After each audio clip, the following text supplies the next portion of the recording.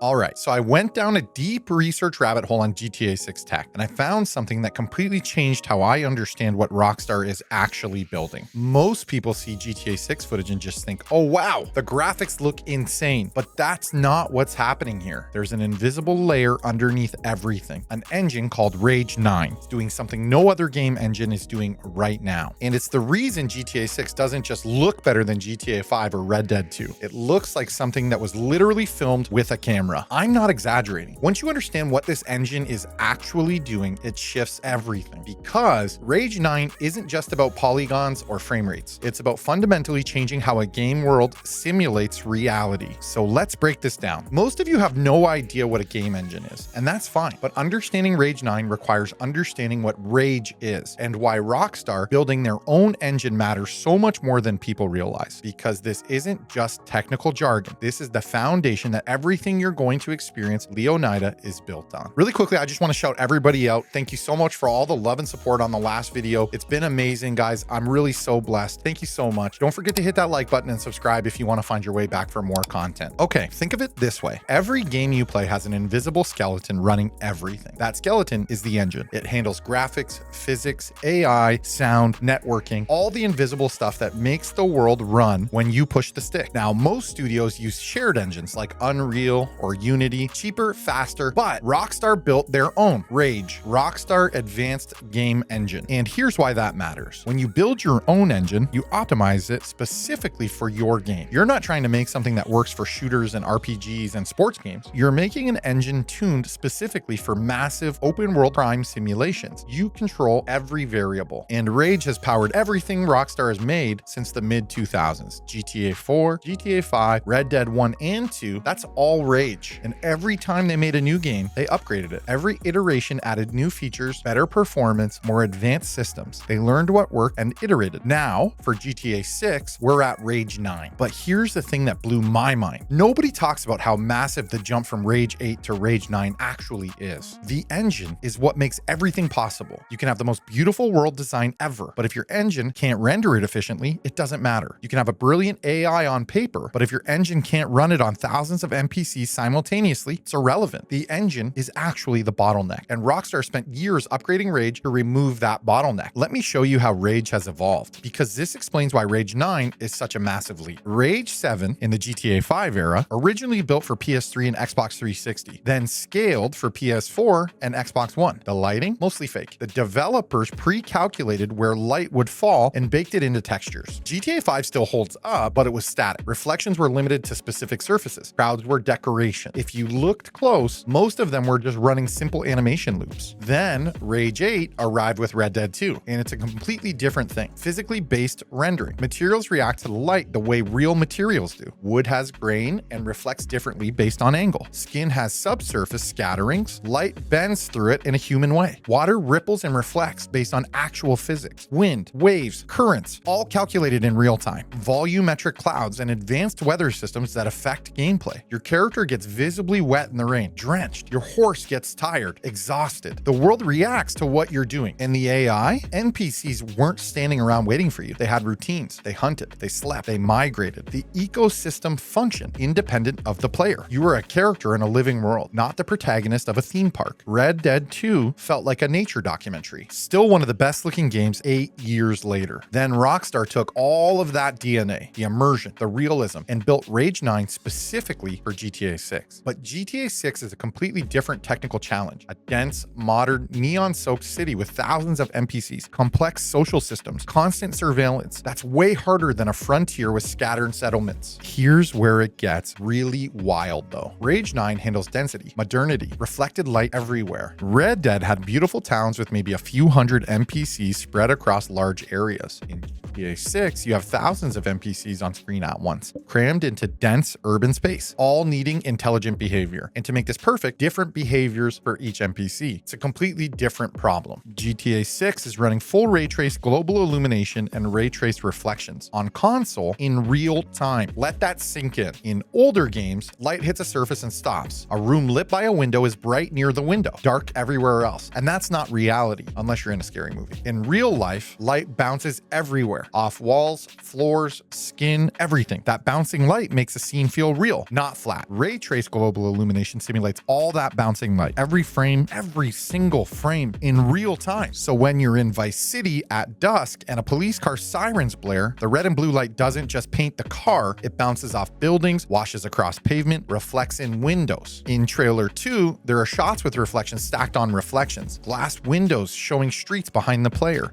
Store windows reflecting neon and streetlights. Mirrors showing different angles. Even sunglasses have reflections in them. Tiny, detailed, multiple layer reflections that change based on camera angle. That's ray traced reflections. Every single one calculated, every single frame, updated in real time as the camera moves. In GTA 5, reflections are limited to water and shiny cars. Most of the game is reflection free because it's expensive to fake. In GTA 6, reflections are everywhere and they're accurate because Rage 9 calculates them. Your brain reads that detail and thinks this was filmed, not rendered. And it's not some 70s cartoon or something crazy like that. It's a real rendering, which makes it look extremely accurate. But Rage 9 isn't just about looking better. It's about behaving differently because visual fidelity requires matching physics or it breaks the illusion. Water isn't just animated texture anymore. It's real-time simulation. Waves interact with boats. Currents affect movement. A helicopter's downwash affects the water surface. This matters for gameplay, not just looks. If you escape by a boat in a storm, the water isn't scenery. It's an obstacle, slows you down. It makes steering harder. Vehicle physics completely overhauled. More polygons mean crashes deform realistically. Cars don't bounce off walls in arcade ways. Metal bends, crumples, folds plausibly. And vehicle customization isn't cosmetic anymore. It actually changes how it drives. In GTA 5, cosmetic customization was pure window dressing. A sports car and lowrider handled identically if upgraded the same. In GTA 6, it's functional. A lowered car with low grip tires handles completely differently than a truck with all-terrain tires. Character animation is next level. Characters have strand-based hair that moves fluidly. Clothing folds naturally. Skin shades are accurate based on lighting and subsurface scattering. Facial expressions are subtle. You read complex emotions without dialogue. It's an upgraded animation system. When Lucia and Jason fall or get hit, they don't just ragdoll floatily. They react to impact, surface, fall angle, all of it. It's detail most players won't consciously notice, but your brain registers it. And it's the difference between this is a video game and this is almost like watching real people get thrown around in physical space. Here's where Rage 9 gets genuinely clever. Modern cities need thousands of NPCs on screen at once, but that destroys CPU if each runs full AI. So how do you do it? Rage 9 solved this with multi-threaded job systems. Instead of one processor core handling all AI, multiple cores work in parallel. One handles pedestrian pathfinding, calculating routes for hundreds of NPCs simultaneously. Another handles traffic and vehicle AI. Another handles NPC reactions. Do they run, fight, call for help? Another handles police dispatch and tactics. All simultaneously, all distributed across CPU cores. The result? Denser crowds, smarter traffic, more reactive NPCs. This matters because GTA 6 is saturated with social media and surveillance. Everyone's filming everything. Everyone wants to go viral, even me. So you need dense, reactive crowds, not sparse scripted ones. When you commit a crime, half the crowd pulls out phones. They record you. Some run, some fight back, some try being heroes. All behavior feels organic and reactive, not scripted. Rage 9 makes that possible at scale. Police AI got a serious overhaul. Old GTA games, cops kind of just spawned on your head, just shooting. It was reaction, but not really a system. In GTA 6, police dispatch is a system. Witnesses describe you, clothing, hair, car, distinguishing marks. That broadcasts to nearby units in real time. Cops coordinate, flank, call for backup. They're not spawning randomly. They're hunting based on information. This ties to GTA 6's simulation fantasy. And if there's one group of people I know about simulation fantasy, it's you guys, because you always let me know in the comments how you feel like we're living in a simulation, which is crazy, by the way. But the world has systems and memory, making it feel less like a sandbox and more like a society trying to stop you. The game remembers your face, remembers your car, spreads information. Rage 9 makes that possible without turning into into a computational nightmare. Let me paint a concrete picture of what the difference actually feels like. In GTA 5, driving at night in Los Santos feels good. It's a beautiful city, good handling, but it's kind of static. Lighting is consistent and readable, almost stage lighting. Driving through a puddle, nothing really happens. Rain is mostly visual filter. Crashes are fun and floaty. Police chases are chaotic but predictable. You've done them all 1,000 times. In Red Dead 2, you're riding through a thunderstorm and the sky is actually volumetric clouds. Lighting illuminates the landscape. Your horse struggles in the mud. Ground is slick and treacherous. Rain is actual weather system affecting gameplay. Reduced visibility, affected traction, different animal behaviors. You see your character breathing in the cold. NPCs have routines. They do stuff whether you watch or not. The world doesn't exist for you. It just happens to have you in it. In GTA 6, on Rage 9, just imagine dusk in Vice City. You're on a highway. No need to go fast. Sun is low. Sky is perfect orange pink. There's a cop car behind you now. Sirens blaring. Red and blue lights reflecting off a wet asphalt as you kick it into high gear. You feel the difference handling wise. None of it feels like a game. It feels like someone pointed a camera at a crime scene and recorded. That's the difference. Rage 8 created a world that felt alive. Rage 9 created a world that looks like a recording of something real. The engine just doesn't affect gameplay. It affects story. It affects how you feel emotionally. In Red Dead 2, when Arthur Morgan dies, it's devastating partly because Arthur feels grounded and real. Animation, movement, how his face shows pain and exhaustion, and acceptance. Rage 8 did that work. It made Arthur feel like a real person and not a character. For Lucia and Jason in GTA 6, that technology runs at a higher fidelity. Facial expressions, body language, reactions, they'll be rendered at an almost cinematic level. When Lucia's intense conversation with the crime boss, you'll see micro expressions, jaw tenses, eyes dart to exits, because the world around them is rendered in the same way. Ray traced lighting, making everything look like documentary footage. The emotional impact is intense. Your brain doesn't see characters in a video game, your brain sees people in a real situation.